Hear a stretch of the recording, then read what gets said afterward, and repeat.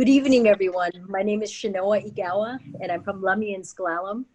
And I'd like to welcome you here tonight to the 11th episode of Children of the Setting Sun Productions, One from the Heart. And this evening, we're coming to you live with many wonderful guests that will be talking about following our teachings. That is the subject of tonight's conversation that we're having here. And we're remembering to restore our overall health. We have to remember the inherent life way of our people, of our Native people. The discussion will include the friends and relatives from Tulalip, Lummi, and Bellingham area, and looking at the ways that they're working in the positions that they have within the tribes to restore overall health and well-being to tribal members. And I wanted to start first. We're opening each episode with a prayer, a song. And this evening we have the honor of introducing Patty Gobin from the Tulalip tribes. And I would like to ask Patty at this time to share a prayer song with us to begin our conversation this evening. Thank you, Patty. You're welcome. It's an honor for me to be here. I'm Squatoch, and my parents are Bernie and Dolores Gobin. And one of my grandmothers was Harriet Shelton Dover. And this is her song. And it's a prayer, a blessing song when you're getting together at any time. And it's to bless everyone from the Creator, that everything will go right. And I just honor her tonight because it's because of her teachings that we have a lot of our teachings here at Tulalip. Thank you.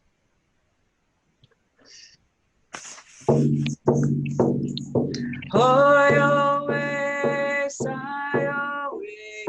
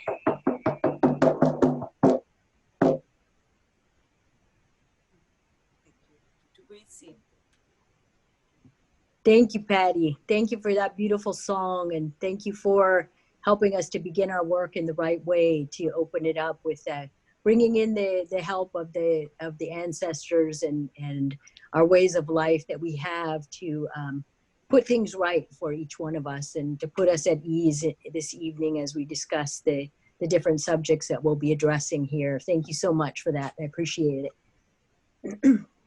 I wanted to go ahead and introduce Shireen Alexandra at this time. And Shireen is, she's the research and project coordinator of the Native Transformations Project at Northwest Indian College.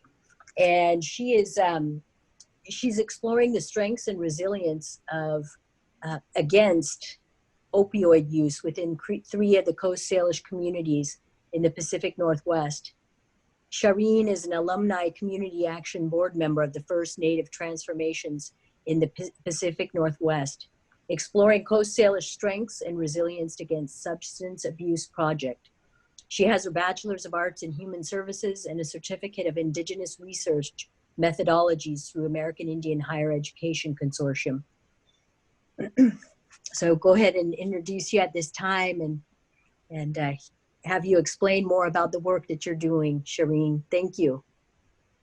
Thank you, everyone. Thank you all that are at home joining us today.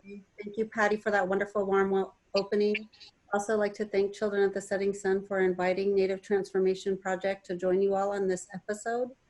So as she was sharing, Kis Kisablu, Sanasnat, Chachwamiksen. My traditional name is Kis Kisablu. My Western name is Shireen Alexander. And I am the daughter of Alice Jefferson and Francis Alexander. My grandparents are all the late Lillian Kinley Solomon and Douglas Jefferson Sr., Florence Henry of Port Gamble Sklallam, as well as Maurice Alexander. And I am a Lummi Nation Enrolled Tribal member. As she was sharing, I work for Northwest Indian College. I have been a part of the Native Transformation Project for about 8 to 9 years now. I started out as a community participant and then gradually became more involved in the project and then eventually hired. So we have been doing some wonderful, amazing work, listening to the stories of our tribal communities. We work with Upper Skagit Indian Tribal Community, Swinomish Indian Tribal Community, as well as the Lummi Nation. So I look forward to our discussion this evening. And once again, thank you for having me. So I think I'll go ahead and have you explain the subject of our conversation this evening about how our traditional teachings are a part of the work that you're doing and some examples of how you integrate that in the work and the benefits and the impacts to the people you're working with as well. Oh, absolutely. I'd be happy to do that. So for the Native Transformation Project, I'm actually working with a second project, a second community-based participatory research project.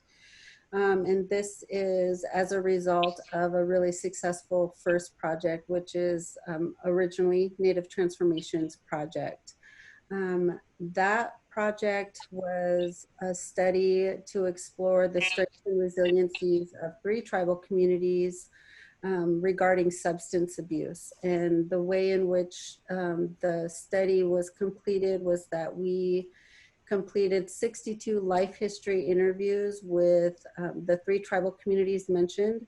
And of those 62 interviews, we were able to identify individuals who had lifetime wellness, meaning that they had never had an issue or that drugs and alcohol were never an issue for them in their lives.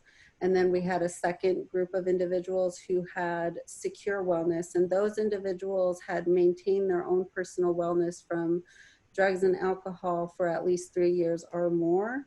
And from those life history interviews, we were able to identify a set of community sources of strength, we were able to identify sources of strength, and those 4 sources of strength were community, individual, family, and spiritual sources of strength. And within each of those sources of strength, we have identified protective factors, and those protected, it's quite a long list. So for example, under the family sources of strength, protective factors that were identified were our teachings, they were our family roles, rules, and rituals. They were protective parenting, it was our ancestors, and we also had other protective factors that were identified in each other sources of strength. So those actually proved to individuals or helped individuals find their own well-being, and were able to maintain a lifetime of wellness or secure wellness. In more Western terms, that was known as recovery. But we were able to work with our community action board, who were able to give us further insight about the significance of terminology that we use and how to really reach our community members. So we resonate and acknowledge the term wellness. And while we were working on the first project, unfortunately, our communities were significantly impacted by opioid use disorder. We were having a number of really scary and sometimes fatal uses of opioids. So through those discussions, we were directed by our tribal communities to further explore opioid use disorder and what are the strengths and resiliencies of individuals who are overcoming that. And through this study, though, we worked to really try to promote the protective factors and the sources of strength that help keep a person well and moving forward and overcoming adversities for themselves. And I'm sorry, Barbara is also on here, so she has a little more history as well that she might be able to share about the project that, you know, she's great at sharing as well. Okay, thank you, Shireen. Yeah, I'm thinking I'll go ahead and introduce Barbara at this time, and we'll come back around after each person's been able to speak, and then we'll go deeper into the conversation. But I want to introduce Barbara Juarez at this time. She's a citizen of the Lummi Nation, a mother of 3, grandmother, and a great-grandmother. And Barbara has spent her entire career of 40 years working with and for the purpose of improving the lives of Native Americans. She's the co-chair of the Northwest Indian College Institution Review Board, as well as a Board of Trustee member for the Northwest Indian College. Ms. Juarez serves as the executive director of the Northwest Washington Indian Health Board, a nonprofit organization that provides public health services to 6 tribes in the Pacific Northwest. And so I wanted to go ahead and have you speak also, Barb, and in thinking about our subject this evening, looking at examples of what it is, thinking about the sources of strength and the 4 factors that Shireen mentioned here, the community, the individual, the family, and the spiritual, and how for maybe some of the people who are watching, they might not be aware of what some of those strengths are and the teachings that we have as Native peoples. And so if you want to go into that further as you're expressing yourself as well, that would be great. Okay, thank you very much. And just to make sure, the internet is a little bit weak, so hopefully I won't spaz out on you all. Sunisnat Kwakantanat. My Indian name is Kwakantanat. It goes back, it was in the 1800s, Kwakansa was my great-great-great-great-great-grandfather on my Kinley side. I'm the daughter of the late Mildred and Sam Finkbonner, and the granddaughter of the late Selena Lear and Finkbonner, the granddaughter of the late Adolph Lorenz and Georgia Kinley. And that is an incredible example of one of our teachings, who you are and where you come from. That was, we don't need research to indicate that to us. I appreciated that's how you started. I appreciate the fact that that's how Patty introduced herself with song and who her family is, and Shireen did the same. That's a really important teaching in our community. And I absolutely appreciate the fact that we have a bunch of women in the lineup for speaking today from Children of the Setting Sun, which again is the backbone of our communities. It's the center of our families, and it's also one of those teachings where we come from. My mother was a diabetic. She also lost her life to breast cancer. And so when we look at where we come from and how do we apply what we were given in terms of prevention, it's really important. We have the power of women, of aunties, of mothers, of sisters. And again, those are teachings of where you come from. I remember that some of those teachings were, when we first started this project, it was what's right with us, not what's wrong with us. Research has come a long way in Indian country, and it wasn't always our friend. Right now, we're doing really important research to look at what's right with us, and what's right with us is a perfect example of this project that we're identifying those sources of strengths. And because we come from an era, well, it almost makes it look like I'm pretty old when I indicated that I had 40 years of healthcare underneath my belt. But it actually is an important factor in looking at prevention. When my mother taught me, have that little bit of fear, and fear of my aunties, a fear of my teachers, a fear of God, and a fear of her, because if we didn't do what was told when it was told, there was going to be, we would be in big trouble, and we just didn't want to know what that was going to look like. So the other thing that I think is really important in terms of those teachings is my mother was not trained by the medical system. However, she was the best nurse anybody could give. So she didn't call the doctor or run me up to the doctor when I sneezed twice. She knew what to do and how to take care of us. We have to remember those things as we're faced with the situation we're in today in social distancing or isolation, and remembering what our grandmothers taught us about how do we take care of each other. So, and again, thank you for inviting me to be present today.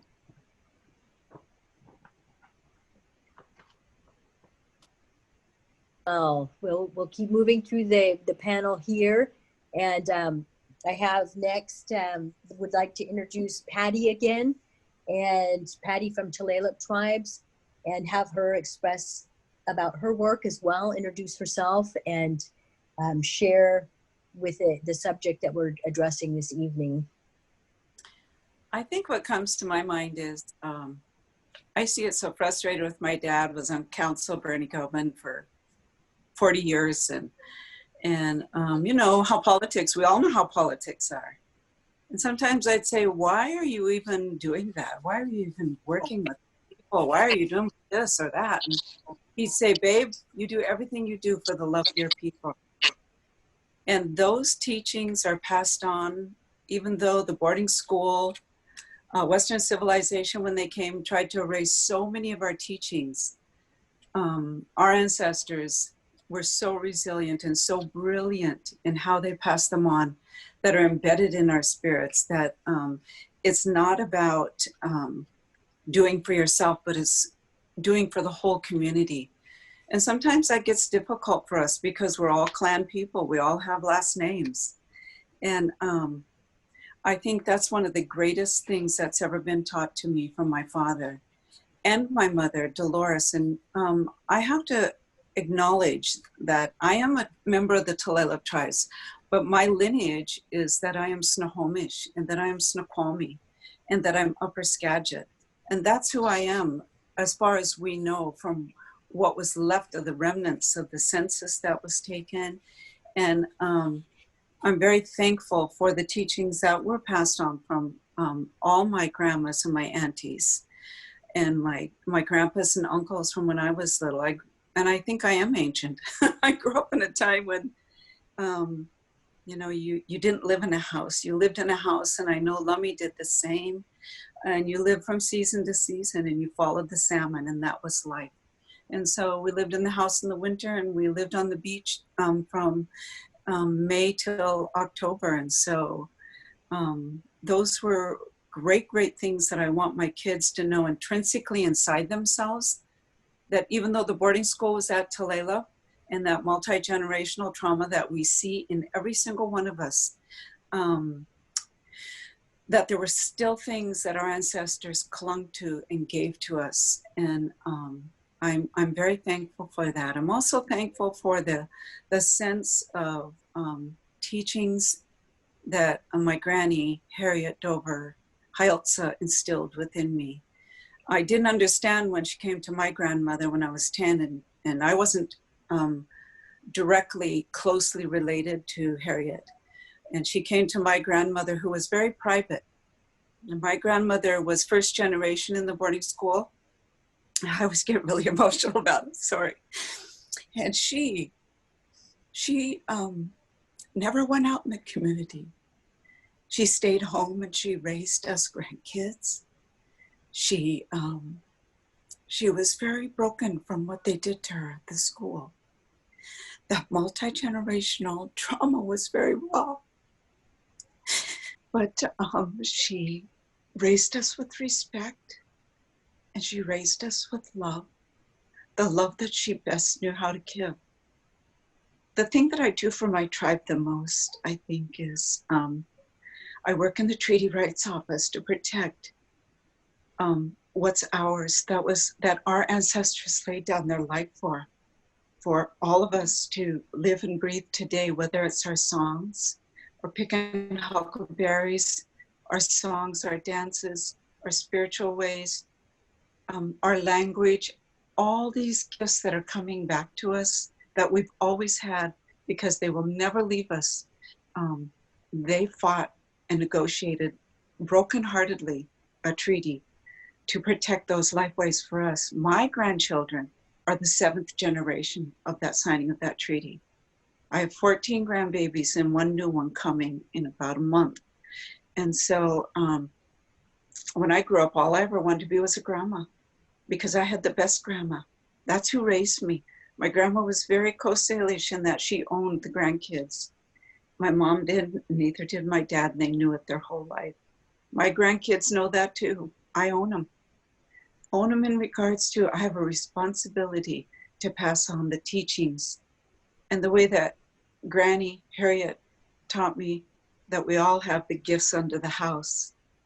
And each gift under that house is a gift to be shared and to be given, and not just to your house, but that it should be brought to every house. And I just think the greatest gift that I can do is go to the outside world who thinks that there aren't even Indians that exist, that think that we should just get over it. It's not a matter of getting over it. It's a matter of walking in resilience for ourselves because a big price was paid for us to be here today. And so healing to me is telling the truth. Has Washington State ever told the truth of the Coast Salish people of this land? They're just beginning to. And still today, I'm amazed, no matter who I speak to, that there's always somebody that says, I didn't even know there were Indians. And our responsibility is to go out and tell our story, to pass on our teachings. Part of our teachings is that. And so that's my commitment until I die. This year, I turned 66. And I always say to everyone now, I feel different. If I have extra, and Daryl, I know you're younger than me. I know if I have 20 years, good years to live, then I'm lucky with all the statistics. But my grandma was 92 and I hope to be 92. But there's a lot I'm excited to share and to teach and pass on. Harriet Dover used to tell me, now Lammy, listen to me. And she'd say the same thing over and over and over. And I finally realized, I asked her one time, why do you tell me these things over and over? And she says, because one day the gifts I'm giving you, you will pass on. A lot of what she taught me was the history of the Snohomish people. And so I didn't know what I was going to say either, but I'm really excited to be here because to be with such strong women doing such great work. My work seems to be far more organic. And but it's really all about the teachings because I want the truth to be told in our school systems. I want the truth to be told of the history of Washington State and the resiliency of our people as Coast Salish people. Thank you. Thank you, Patty. Thank you so much. I think, I think what you're saying is it's more important than ever, in this time that we're in right now. We have this whole pandemic that's going on with the COVID virus, and we have all these other challenges that come from historical trauma. And we have our elders and our ancestors who have carried our teachings for generations, for thousands of years, and gifted those to us, a way to ensure that we could have a quality of life that was in harmony and balance with the earth and with one another. And the qualities that you mentioned just now about the love and the respect and the generosity and the family, you know, the teachings, the language. You know, I think about the language often because I think about my great grandma Aurelia Celestine, and I remember she spoke 5 languages. She spoke several coastal languages. She spoke Lummi. She spoke Sklallam, Nusklayam. She called it Klayam, not Sklallam. And I remember when the elders would come around, that it was the only time that I would hear her speak in her language, and because of the boarding schools and English language that was brought in.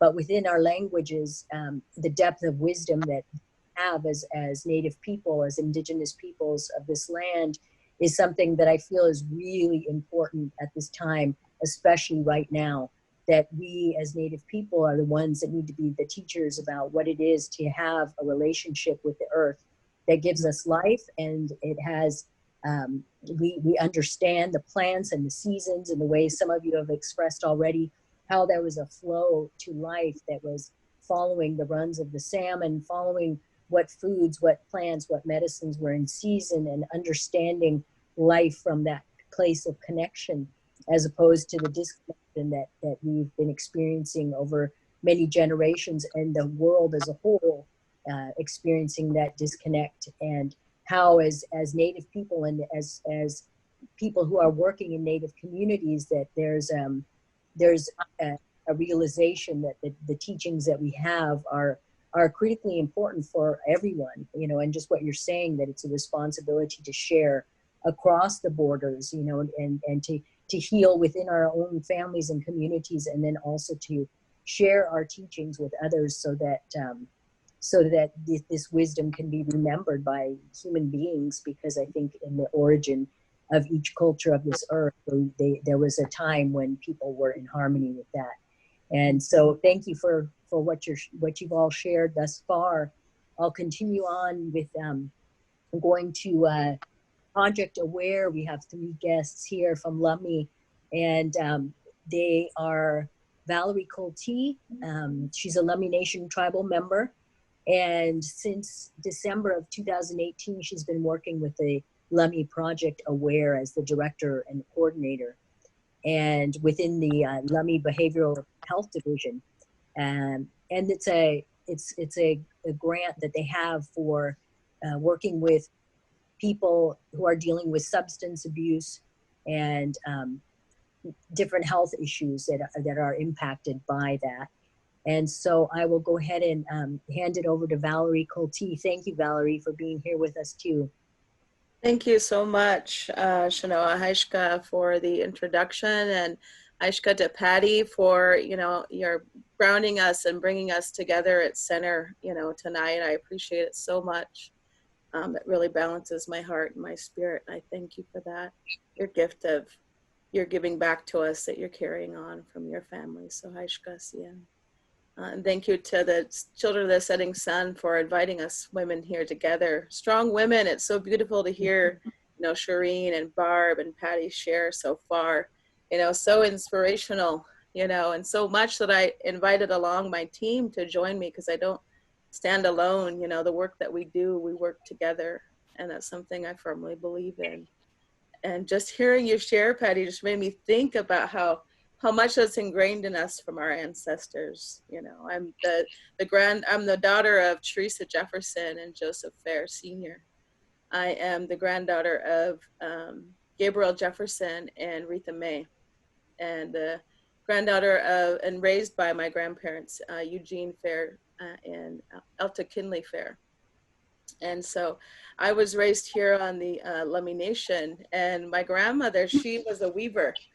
And so when you talked about how your grandma kind of stayed, you know, indoors, that's what my grandmother did a lot of, you know, gathering from the land and making cedar, or making not cedar, wool sashes and things, blankets and things like that. And I didn't understand it either.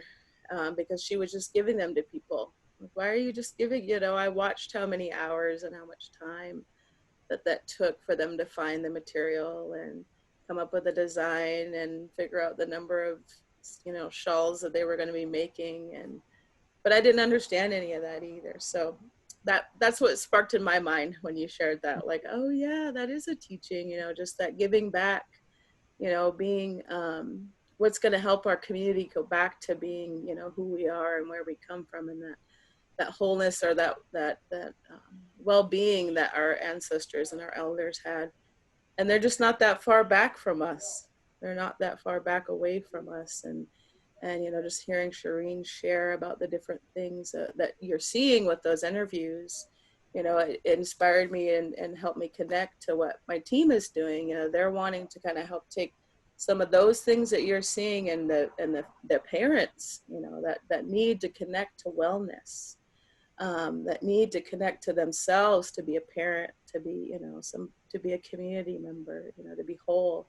And so the great work that my team is working on is just that trauma-informed approach, that we're bringing the Lummi language forward in everything that we do.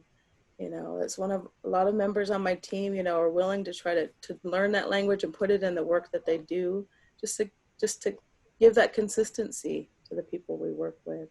You know, I may not be a fluent speaker, but I'm learning, you know, and that's so important, that if we just learn that one word a day or that one word all week, that phrase, you know, I'm so grateful to Justina for bringing that forward to our team and putting it in our lives every day. You know, the different consistencies that we need as parents, you know, to take time for that self-care, to educate ourselves about mental health, you know, and understand what are the warning signs, what are the symptoms, you know, and when should I be paying attention to that? You know, a lot of the things that, you know, we're learning with this grant is, you know, how mental health first aid is so important for people who work with adults, for parents who have children. There's a new thing coming out called Teen Mental Health First Aid. And that's something we're definitely hoping to get ourselves connected to with our schools. This grant works with 3 local education agencies. That's the Ferndale School District, the Bellingham School District, and the Lummi Nation School District. And so it's a huge project with a good number of staff that are going to be coordinating, you know, that mental health promotion for our youth and their families. And so it's a very broad project, and it has a good number of teams, you know, that healing lineage coordinators, peer support coordinators, youth leadership, you know, being able to connect to the things we do in our culture, you know, identifying and understanding, you know, that protocol and the way to carry ourselves in our community, at gatherings, you know, there's just a number of different things. Positive Indian parenting, you know, we work really closely with Danita Washington and Juanita Jefferson and David Jefferson and Ron So on putting together, I guess, a Lummiized curriculum for positive Indian parenting. And that's been something that's beautiful to see our parents participate in and just come together. You know, the downside to that is they get comfortable with each other and the 8 weeks is up, and, you know, so the cool thing to that, though, knowing that, is we've set up like a weekly call that they can get on, or a weekly group they can join. Because what we're seeing is that the parents are re-entering into this project, into this program, and having this as a need. And so we're trying to find the gaps and identify what they are. So it's really, really great to sit down with Shireen to kind of identify some of the things she learned, so that our team can kind of create that plan to help keep that safety net, you know, or keep our cedar, our wool, you know, woven together tight, so that nobody slips through the cracks, you know. And those are just things that, you know, our team is working on, you know, with this pandemic, doing just parenting, you know, with Zoom. It's so new to say, with Zoom. Can't just walk in and visit anybody anymore. And so they've been doing how to parent during COVID-19. You know, our parents are working from home and being the teacher and being the wife, or being the, you know, the auntie, you know, whatever it is. I'm a grandma myself too, Patty, and, you know, grandmother of 3, you know, and it is a joy to have our little ones and that responsibility to show that forward. But, you know, we're here to just kind of be that outreach for families and help connect them to the resources that they need, and whatever it is they're identifying that they need, so that, you know, they can grow and we can continue to support one another with a different approach. And that's like what I heard. I think it was Shireen that was saying it. It might have been Patty. Like, what happened to you or what's wrong with you? But how can I help you? How can I help you? And really kind of pay attention to that and practice listening in and pulling people in instead of pushing them away. You know, just practicing that in everything that we do. So that's a little bit that I'd like to share. I don't want to take too much time, but, you know, thank you so much again for having me here. And Marcy and Heshka. Thank you, Valerie. Thank you for your words and for the work that you're doing. Thank you so much. I was thinking of having you introduce Justina Joe next, and you have Sarah Gray and Justina Joe there. So Justina, if you'd like to go ahead and share some words about the work, and just, again, the focus of how our teachings are integrated into the work you're doing, and why they're so important in restoring someone's health overall. And the bringing back that balance, bringing back that feeling of that strong foundation that we come from our elders and our ancestors, and the connection that we have to our territories, to our lands, to our songs, to our dances, and what they mean on a spiritual level for us. So Justina, if you'd like to go ahead, open it up for you now. Now, Siam and Astrologia, Ita Silalu, Ita Siathlam, Tabaktuk Sanasna Chaklamison, Niskli Quanasquile, Quanasquile, Suitin Ohila, Quanasana Tachel Atia Tangan. Good day, my friends and relatives, elders and respected women. My name is Justina Joe, and I'm from the Lummi Nation. I just have a few words to share today. I don't know my Lummi language, but I'm still learning how we speak it. I'm really happy that you're all joining us today.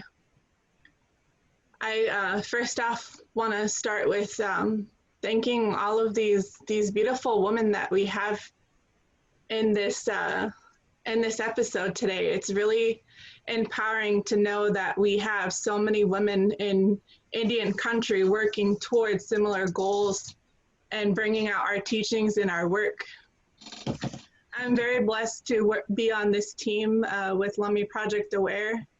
I am the Youth Leadership Manager for Lummi Project Aware. AWARE stands for Advancing Wellness and Resiliency in Education. I'm a certified Lummi Cultural Arts teacher. I am a peer support counselor, and I'm a language learner. Most of the work that I do in our community is with our youth. And I feel that our youth are one of the most important people in our community. They're the ones who are going to teach our future generations. They're the ones that we have to teach the most, because we want our teachings to live. We want the echoes of our ancestors to carry on with them. A big part of what I do is I get to bring our youth on the canoe journey and introduce them to the canoe journey and what the canoe journey is and what it means and what we do when we go on the canoe journey. And this is something that is not only in the summertime, but a lot of what we do gives them tools. It gives them the knowledge and gives them the resources to be able to carry on in their life in a good way, to be able to cope in a healthy way, to be able to talk in a healthy way, to be able to reach out for help in a healthy way, and to feel safe doing that. A lot of what we do is connecting to our neighboring tribes, and I'm really happy to see, Tulalip at the table today. My relatives, my great-grandmother was Cecilia Morris, and she was from Tulalip. I'm really happy to see my relatives on today, and I'm thankful to be here, and I feel like a lot of what we what we pass on to our future generations is important. And I'm glad that these discussions are happening. And I'm glad that we're getting the knowledge and the information out there. I'm just thankful to be here. I'm a little nervous, but I'm really happy to be here, and I'm glad to be a part of this. I really admire the Children of the Setting Sun and how, you know, they are very inclusive of everybody, and we're able to get all of these people kind of networking together and going towards, you know, we're all on Zoom now, and that's something really new to us, and it's really awesome that we're able to keep going even though, you know, we're home. But something that I was reminded of was, you know, and this is what I want to get out. This is something that's important to me. So we were talking earlier about, you know, our teachings and being home. I was reminded of, you know, I was really overwhelmed last week with, you know, I have 3 girls at home and, you know, keeping up with the housework and, you know, being a mom to them, making sure they're fed and they eat. You know, my husband's at work all day, you know, and homeschooling all of them and doing my work, being on our Zoom meetings with our team. And I was just so stressed out. And then I was reminded by my 6-year-old daughter. She says, she remembered that there was a time where I told her, she has a really good memory. There was a time where I told her about my great grandmother, Vesta Lane, who was raised on Portage, and how many siblings she had, and how many kids she had, and how they lived. They worked hard. Our women, our ancestors, they worked really hard every day. And I had to check myself, and I had to be like, you know, I had to tell myself to like snap out of it. You know, you can do this. You were born for it. You know, our ancestors are so strong, and they send us these messages all at the right times if you're paying attention and if your mind is open. And that's something that I learned this week, was that I can do anything. I come from a strong bloodline, and I know that our women and our mothers were made for this. And I just want to encourage any of the parents out there, any of the mothers, the fathers, you know, our ancestors lived through some really hard times. Our ancestors' daily living was a lot of work, and that we could do this. And that's just one of the messages that I wanted to bring forward today, Aishka. Thank you. Thank you so much, Justina. Thank you for your powerful words and the work that you're doing with the youth, and the importance of how the things that you've been sharing with as an arts coordinator and as a language learner, and the protocols and the canoe journey and all the things that are learned along that path as well, and bringing that that foundation to the young people. You know, I can hear the strength in your voice, and I can hear the strength in your heart, you know, and blessings to you. And, you know, it's true. The wisdom of our ancestors comes through us a lot of times. If we're paying attention, they're always trying to help us. And they were very strong and went through some great challenges. And the resilience, you know, that word has been used over and over. There's resilience within our people, and we're still here, and we're still sharing our teachings and relearning our language. If we came from the smaller tribes that had the languages almost brought to extinction in a short time, you know. And so thank you for all that you're doing too. And I want to go ahead and introduce Sarah Gray, and then after that I wanted to introduce Leanna Lipman. So Sarah, thank you for being here with us. Hey, thank you guys for having me. So first and foremost, my name is Sarah Gray. My traditional name is Manafla. I also go by Satyaya. My paternal grandparents is Leroy Scott and the late Sarah Unasagat Scott. And my maternal grandparents are Sam Kagi and the late Wendy Kagi. My parents are Laura Porter and Brian Porter and Leroy Scott and Danielle Scott. It's really empowering being here, and when it's like the messages that are coming out are really resonating with me, and something that I really needed to hear. It's been about, what, 6 weeks now since we've been home, and I'm sitting here, and you have your good days and you have your bad days, and you have those days when you feel really connected to everyone, and then there's days when you feel so isolated and so alone. And today is one of those days where I'm going to live with a grateful state of mind, and regardless of what's going on in the world and what we're having to face each day, I'm really grateful that we have technology that can bring us together in these virtual platforms where we can be surrounded by very strong individuals and people that are using their voices and reaching out and doing great work.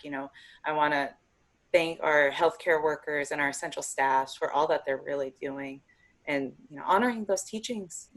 I look at Lummi Nation, the steps that we've taken, and I'm sure all the other nations in Coast Salish territories that have really stepped up and have worked to preserve and protect who we are as Homo people. And I think my arms go up to them, my hands go up to them, and from the bottom of my heart, the steps that we've taken, I appreciate it. My family appreciates it. Yeah, so I guess I should explain who my role within Project Aware. I'm the social marketing coordinator. I've been there since August of 2019, so it's coming up on a year pretty soon. And the work it's been great. I've learned a lot with this team, and it really aligns with my passions, and the work that we do is something that is, I guess, fulfilling, one, and then something that I'm actually really invested in. There's times now I miss it. I miss going to work, and I miss being able to see all the faces within our community. So Tulami, I miss you guys. I'm a little lost for words. It's been a while since I've actually had to see people. Social interaction hasn't been the easiest for me. So again, these women, I'm really grateful to be here. I'm really grateful to Children of the Setting Sun for reaching out and inviting our team here. Val, you did an amazing job really explaining what we do. Barb and Shireen, thank you guys for the partnerships and being able to be someone that I can reach out to, and I look up to the work that you guys do, and it's something that it's thankless. And I think that moving forward, I'm really excited to figure out more of what we can do in our communities and how we can better support each other. And then Patty, I have to go back and talk about my childhood. So I've had some really strong women in my life that have been really important, just foundations in my life, and who've helped me guide me along the way. Patty, I'm best friends with her granddaughter, and Patty used to let me come in, and I would remember just admiring how the relationship between, her with Patty and Selim, and how I'm like, I love that, because I had that same relationship with my grandma, and it's something I miss so dear. I miss it. And so to hear Patty explain that relationship, and it's a really beautiful one to hear, and a message that I needed to hear. I've been missing my grandma so much and the teaching she left me, and now I'm noticing more that I'm home and I'm balancing, being a wife and a mom and trying to be a teacher, and facing some of the same challenges that Justina explained, and how do we balance this all? And then I come back to that teaching of, Creator never left us out. Justina had that really great message of coping, and that is so true, of how we weren't left out as Indian people, as Homo people. We have those teachings on how to live and how to balance, and how we have this identity that can carry us with spirituality, and it's so unique to who we are, and we just have to allow it. We have to open ourselves up to it, and to let it just be organically, I guess, in the sense of the word. And so the language has been a huge medicine for me, Justina, the way that you come up with these phrases of the week, and how I'm like, okay, this is what and now I'm noticing I'm using it more with my children. And there's times when I may be at my wit's end, and I have a toddler who won't get off of me, who's pulling out my pant leg all the time. And Then I have my son who insists on playing games when I try to tell him to do schoolwork, and it just gets to that point. And I think of the language, and Val brought this up a couple of weeks ago. We in English it comes off as harsh. Stop that. Listen to me. Why aren't you listening? It comes off harsh, but when you incorporate the language, it rounds it. It doesn't come off harsh. I don't know how, but like those messages have been so important to me and really getting me through this time within these last 6 weeks on how like we have really beautiful tools. We have really a beautiful way of life that can get us through if we just allow it to take down that wall, which is hard when we're brought up in a westernized society of it's very individual. It's me, my life, my circle, my bubble. And when it's not, when we're actually raised to be connected, a circle, we're a family. So a lot of these messages that were shared today have really resonated with me. I got on here, I was like, oh my gosh, what am I going to say? What am I going to say after following these messages of these, coming from these amazing women?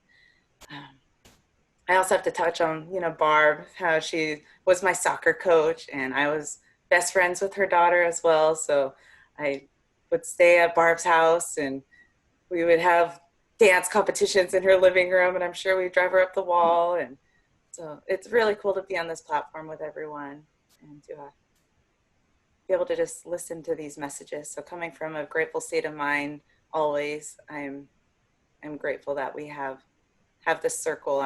Even though it might not be a circle to me, it's a circle. So thank you. Thank you, Sarah. Thank you for your words, and thank you for your heartfelt expression, and for the good words that have been shared by others, and the way that they come around as the medicine that we need to hear, that we come together. We started with that prayer, and we opened everything up from the heart, and then the words that need to come, they come and they bring the healing that's meant to uplift us and support us. And thank you for the good work that you're doing as well, and appreciating you and that positive attitude, and hanging on to that strength, and knowing that you have that within you, and that we all have that within us, and that through the challenges there's something that we're supposed to see, we're supposed to understand, and through the hardship there's opportunity. And what is that opportunity? And it goes back to our traditional wisdom and our traditional teachings, where we find that strength and how to adapt it into this Western world that is too individual. Then coming back to what we know as a family, as a community, as a people, and sharing those teachings out again. So I think we also here have Leanna Lippman, and I wanted to open it up for you, Leanna, and just say thank you for the work that you're doing as a mental health counselor, and for the ways that you've been observing and being among the people from different Coast Salish tribes up north, and understanding the teachings from your perspective and seeing the value in that. And I just wanted you to talk a bit about that this evening, and thank you for being here with us. Thank you so much for having me. This is really quite incredible to hear everything that's being done within the community. I feel blessed to be a part of this. So, I think from hearing all of the teachings, it really does resonate with what we're trying to do in mental health. Looking for that resilience is a huge piece to how we start to heal, right? Can you name something that has gotten you through this, even if it doesn't seem like it's that big, right? We look for any piece of resilience to get through this. I really loved what Barbara Rora said about looking at what's right with us, not what's wrong with us. This is another piece that we tend to bring in, right? We're told, anxiety tells us that we're doing things wrong every single day. So we have to look at what steps did we do that were successful? What got us from one day to the next? I mean, these are invaluable things to be bringing in. The singing, the creativeness, right? These are grounding. They give us voice. They're so important to our mental health. All of these things, I think, are just the embodiment of what we need right now. grounding, right? This is one of the bigger pieces, when we get to use our senses, when we get to use our voice, when we get to touch, when we get to hear. These are all such powerful things to sort of help us ground ourselves, to get our heads out of that anxiety. It's something that I work with all of my clients, and I think we truly just need more of it. So it's just a little thing that I've noticed with hearing what everyone is saying. I just think it's incredible how everyone is working, with addiction, with bringing community in. Community. I mean, we need to have these resources. We're not alone. Once we recognize we do have a community, it bonds us together. So just incredible work that everyone is doing, and just thank you so much for letting me be a small part of this. And thank you for the work that you're doing, and thank you for the things that you're bringing into your practice, and the heart that you put in with the people you're working with as well. So thank you so much for being here. Is there anyone else that's on either of the teams that had wanted to express some words at this time? If not, I have a few questions for us too. I think we got everyone there. So one of the things I'm thinking about as I was listening to each one of you and appreciating your words and appreciating the work and the teachings that each one carries, is thinking about a lot of times some of our storytellers will talk about our teachings are about the heart. Our teachings are not coming from the mind. It's the heart is the one that guides the mind. And in our Western culture, it's backwards. It's the mind is the one that's supposed to be the higher up one, and then the mind tells the heart what to do. But can you talk to the importance of the heart and bringing that heart to the people that you're working with, and helping them to see that it's that feeling that they carry inside that is important to bring out, and that coming back to maybe to our songs or some of the teachings that we have, how that has impacted the lives of the folks that you're working with. And anyone, it's open to anyone to respond at this time. So now this is Barbara again. One of the things that when we talked about our research project and how doing research is a really scary thing. There's a lot of really smart people out there. And when we talk about speaking from the heart, one of the teachings that came out of our native transformation, I wanted to share a little bit that it's been over 30 years since I had any foreign substance put in my body. And with what we're being faced with this public health emergency and pandemic, that alcoholism and drug addiction doesn't go away. And I think it's really important. So I appreciated the tenderness that when it comes from the heart, and when we speak from the heart, there's that human connection, that we are connected to our ancestors. So I really wanted to share a quote, and one of the spiritual teachings, which is the source of our strength. I like to do that. Makes me really nervous when I speak from my heart, because then I get tender and I'm crying all over the place and needing tissue to wipe off the tears and snot from running down my face. But one of these spiritual sources of strength, I think, is really important, because addiction is a real thing regardless of COVID. And if anybody is struggling, that there is help out there, and we want you to reach out. So this one is called Welcoming the Spirit. So this is not my quote. This is one of my favorite quotes out of this book. And so I would just like to share it because it makes so much sense. As an alcoholic, I think we've lost our spirituality. We lost our spiritual connection through alcoholism and drug addiction. I don't think the spirit wants to be in our body as long as it's being abused by drugs and alcohol, so it leaves. When I sobered up, it was like the spirit came back and wanted to live in this house again. And I don't know who he is. So through this, I'm leaving my spirit, my culture. I have a higher power. I have God, and it feels good to have feelings of wholeness. And it feels good, and it feels comfortable. It's warm. I don't know how to explain it, but it wasn't there while I was using. Takes a while to understand it, and it takes a while to understand spirituality. That's what's really lonely out there when you're using. There's not a spirit living inside you.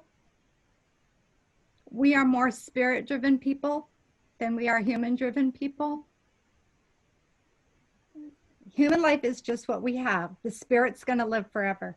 So it feels so good to welcome it back. It is one of my favorite teachings and sources of strength that has come out of this particular research project.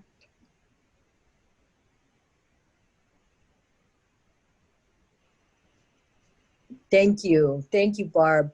I think that, that's exactly right, is that feeling that causes someone to use and to go into that place is a feeling of hurt that is unresolved in the heart, and there's a pain there, and maybe that pain is expressed as anger, but it's a lack of connection that makes you feel that way, or a lack of acceptance, or a lack of having your foundation and feeling strong within your family, the way that many of you have described, having the strong relationships within your mothers and your aunties and your grandparents, your fathers and your siblings. And it's the spiritual path for us as Native people is the one that we have understood from the beginning, where, we come into this world, we come in through that gate, that spirit gate of our mother's womb, and we have all women here on this panel here, and thinking about our mothers and our grandmothers. And one of our teachings that, if it wasn't for the women, that none of us would be here, because we all have come through our mothers,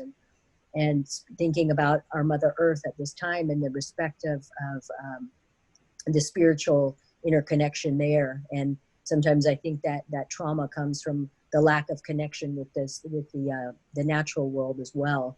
In this modern world, we tend to leave that behind, and for our people, and for all people, I think, that connection is missing, and there's a loneliness. There is a loneliness and a hurt. So, thank you for the importance of the work that all of you are doing, and many blessings to you for having that continued strength and that continued guidance that comes from our elders, and that it comes from the ancestors that are watching over you too, your relatives who they all want us to succeed here, and to hang on to what's important and what's the truth. What is the truth in this life, and what is it that gives us life, in our relationship to our foods, to our traditional foods, to our traditional medicines. And, I don't know if any of you are working with the traditional medicines and foods, but I know that in all of our tribes, there's a big number of people who, and mainly women again, who are bringing back traditional foods, and the importance of that, reconnecting our young people again, so that they have that relationship, and they have that foundation, and they have that strength. So if any of you would like to talk to that, if your programs are working with our traditional foods and teaching our young ones about the harvesting, then that would be great to hear from you also.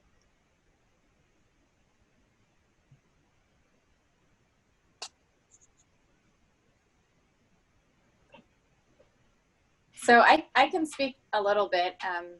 Daryl just messaged me, so I think I turned on my mic.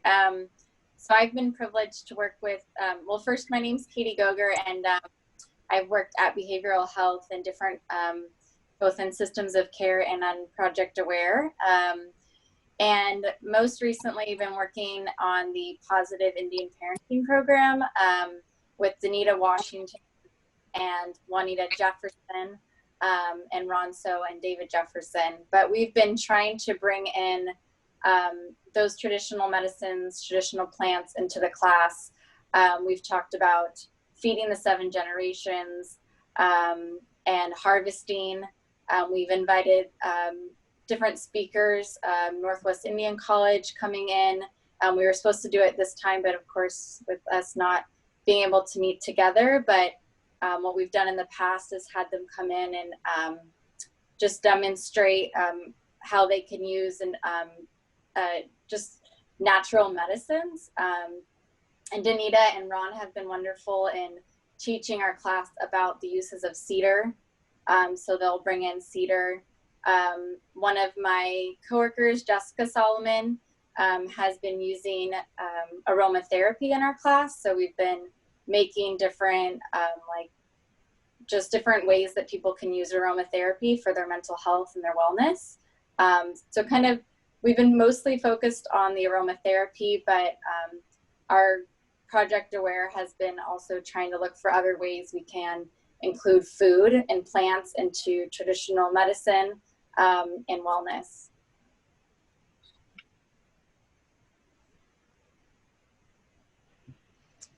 Thank you, Katie. Yeah, that's it just seems like a really important part of it, you know, the traditional foods and the wellness aspect of that, and just learning more about the connection of our health, our overall health, to that. So that's great to hear.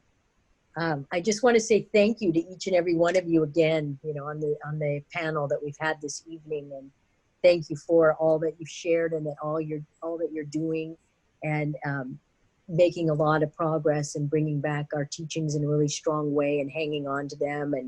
And I wanted to see if Patty, you'd be able to say a closing prayer for us this evening again. And thank you for that song that you opened with, and thank you for making this offering to close our circle this evening. Thank you. I kept thinking about how I don't speak my language, and I'm not ashamed of that. I'm sad for that. But what I do know how to do is cuss in our language. And I know how to talk about food and names. But my granddaughters are the hope that my grandma Selim waited for, because they are language teachers. And I'm trying to learn more. But one thing that I've learned, that when my grandma when I was little, she used to always say, "Lakap Sachad, Lakap Sachad." And depending on how she said it, it was either endearing or I was in trouble, which in Stohovj language, Lashutsi, it means listen to me, listen to me. And when she said it like, "Lakap Sachad, Lakap Sachad," oh, Atita, that meant very endearing, listen to me. Oh my, oh my. She had something really important to say to me. And that's the sense I had tonight, that it was Lakab Sachad, oh Tita. These are things that I needed to come out tonight. And our language is alive. It's not like the English language that's noun-based. Our language is verb-based. It interacts, it plays with everything. It's all interconnected.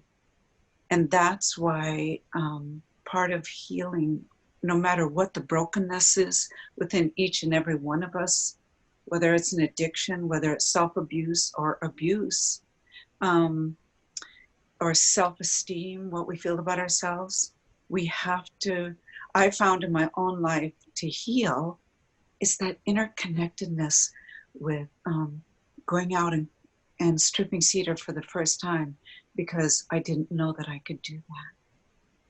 What an awakening in my spirit.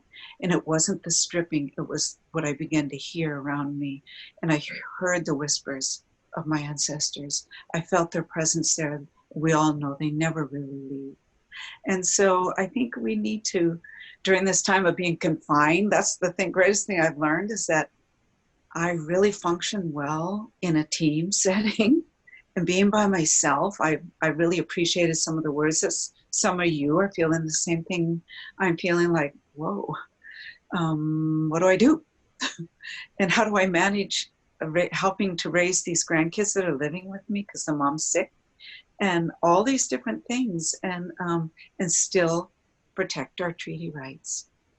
And really, it reminded me, all of that is interconnected, and that's who we are. It's not about 8 to 4:30. It's about what we're doing, the good work we're doing for our people. And I think instead of saying a prayer, because I am in prayer constantly, I am with my ancestors all the time. Let me share with you some words that Bobby Joe Walton shared with me right before he passed away. He called me one morning and he said, "Baby," I think he called everybody baby. And he said, "I wanted to tell you something that my grandmother taught me. She taught me that when you feel alone in this world, when you feel really troubled on the inside, to remember to get up, rise up early in the morning and go outside and know that the dew that lies on the ferns and on the grasses and on the trees that you see, when you see that dew, it's the eyes of your ancestors checking on you." This is a frightening time for us. And they make us more scared when they say it really impacts old people. But it is frightening. We've lost people. I know Tulalip has, I know Lummi has, and your loss is our loss. Our love goes to you, our prayers, and I know yours do to us also.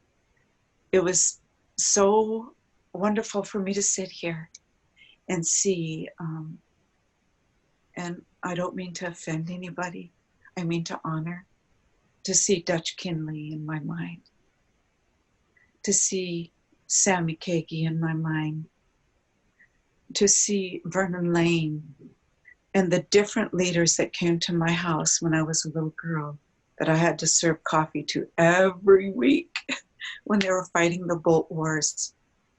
And I used to think, why? I don't want to be a little girl or a woman serving men. But my dad raised 4 sons to be tribal leaders, and he raised a daughter to be at home and raise kids.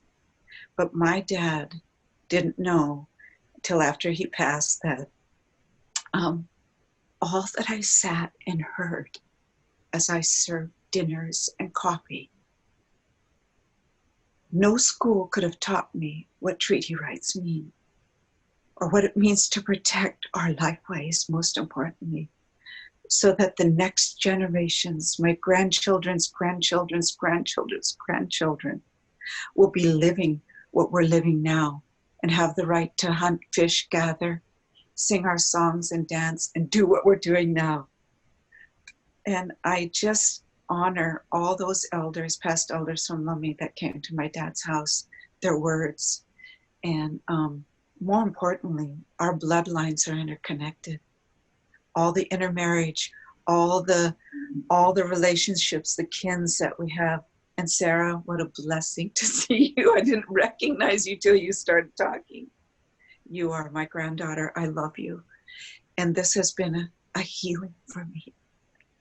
So, lakap sachat, o atida, rise up early and know that the dew that's on our ferns and on our grasses and our trees and our leaves are our ancestors' eyes watching you and checking on you every single morning.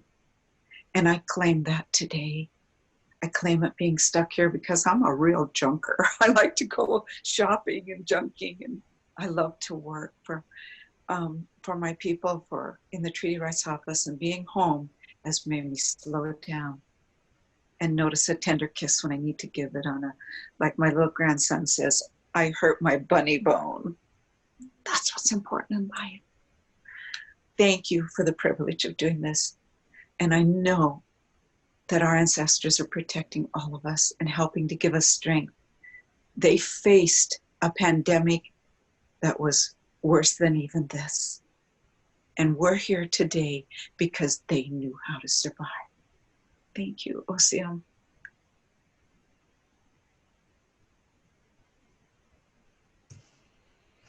Aishka Siem, Patty, thank you so much. Thank you for your heart, for your spirit, for your feelings, and for your prayer, and the words that you shared with us. And thank you to each and every one of you. And it's been a beautiful evening here to be with all of you, beautiful women that are doing amazing work and have powerful hearts and loving hearts. And I just am in a lot of gratitude for being able to be here with each one of you.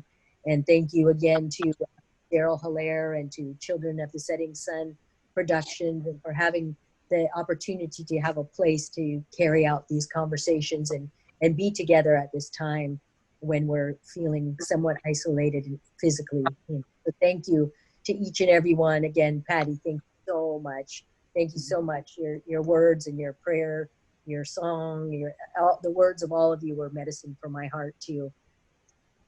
Haishka, thank you very much. I wish you all a really wonderful evening, and tomorrow morning, we remember that teaching that you shared, Patty, again, to before the sun comes, and to go out there and to feel what it feels like to be out in the morning and feel that dew and know that our ancestors are there. I remember that from my great aunt Sadie too. She said, when you want something, when you need help in your life, she said, you get up before the sun comes up and you go out there before the sunrise and you face the east and you give your prayer, and the spirits are going to hear you at that time. And remembering that teaching, that's a really powerful teaching right there. And it helps you to feel throughout the whole day. And then each day we get up and again. So thank you to each and everyone. I hope you all have a wonderful evening. And thank you to all who are joining us on this live broadcast here. And I hope that you enjoyed this time together, and we appreciate having you here as well. Thank you.